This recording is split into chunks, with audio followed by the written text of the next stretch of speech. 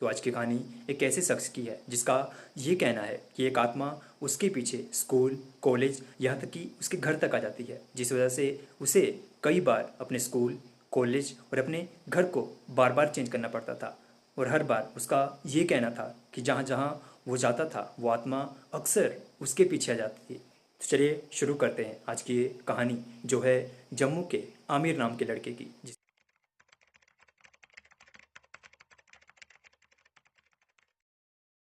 जिसका अक्सर ये कहना था कि एक आत्मा स्कूल टाइम से उसके पीछे लगी हुई है और वो आज के समय में कॉलेज में रहता है, लेकिन उसे बार बार कई जगह को चेंज करना पड़ता है और यहाँ तक कि उसे अपने रूम या फिर अपने घर को भी बार बार चेंज करना पड़ता था, जिसकी वजह वो अपने घर वालों को अक्सर ये बताता था कि उसका मन स्कूल या फिर कॉलेज में या फिर उस रूम में नहीं लग रहा जहाँ पे वो रहता है, जिस वजह से हर बार वो अपने घर वालों से झूठ कहता था, सिर्फ उस आत्मा की वजह से, क्योंकि वो आत्मा हर बार उसके पीछे आ जाती थी और वो इस बात को अपने घर वालों को नहीं बताना चाहता था, क्योंकि इस वजह से शायद वो उसका स्कूल या फिर कॉलेज बंद करवा सकते थे।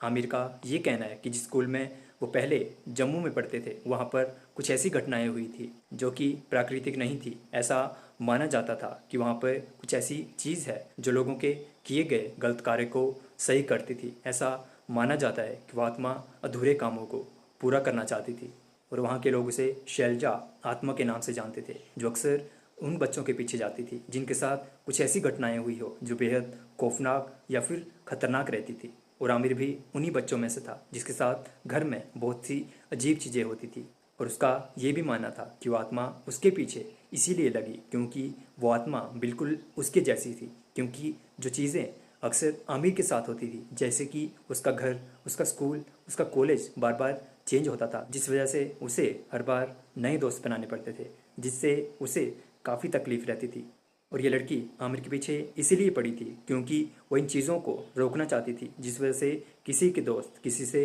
दूर ना हो, जैसे कि आमिर के साथ अक्सर होता रहता था। जिससे ये पता चलता है कि जो भी आत्मा है उसके दोस्तों को उससे बार बार दूर किया गया, जिस वजह से आज वो लोगों से इसका बदला लेती है जो उन्हें बार बार उस जगह से दूर करते हैं। इसीलिए वो आमिर के पीछे लगी, क्योंकि अक्सर आमिर के साथ भी ऐसा होता था। इससे पहले वो जगह और स्कूल अपने घर वालों की वजह से चेंज करता था, लेकिन जब से इस आत्मा ने आमिर का पीछा किया तब से आमिर सिर्फ डर की वजह से स्कूल, कॉलेज और अपने रूम को बार बार चेंज करता था। और वो ये बातें किसी को नहीं बताता था क्योंकि वो भी जानता है कि अगर उसने ये सब अपने घर वालों को या फिर अपने दोस्तों को भी बता दिया तो इस चीज़ का मजाक उड़ाएंगे। लेकिन आमिर को सबसे ज़्यादा डर इस बात का था कि वो आत्मा आखिर है कौन और वो उससे चाहती क्या है। आमिर हर बार उस आत्मा से भागता रहा, लेकिन एक समय आया जब वो उस आत्मा से भागना नहीं चाहता था, वो उससे बात करना चाहता था,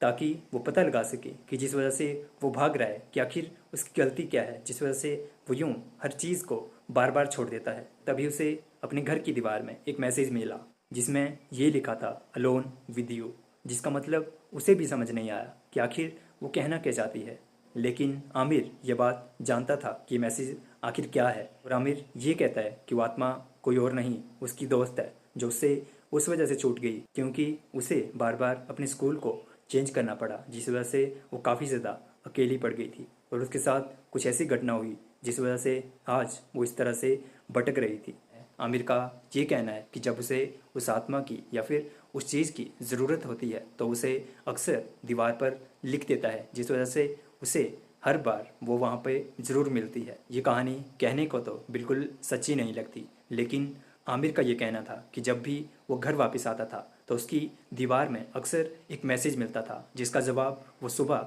लिख कर जाता था और दीवार शाम के वक्त पूरी तरह खाली मिलती थी, जिसका जवाब आज भी उसे नहीं मिल पाया। तो आज की स्टोरी के लिए इतना ही दोस्तों। आप लोग हमें बताएं कि इस कहानी में कितनी सच्चाई है।